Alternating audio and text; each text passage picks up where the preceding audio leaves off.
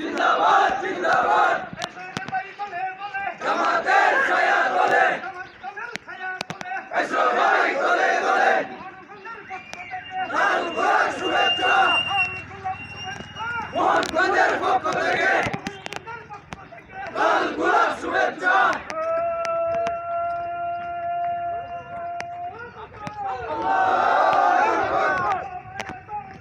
আল্লাহু আকবার জিন্দাবাদ জিন্দাবাদ ঠিক দিয়ে বাংলাদেশ জামাত ইসলামী সফল হোক আজকের সম্মেলন ঘরে ঘরে জালো আল কোরআনের আলো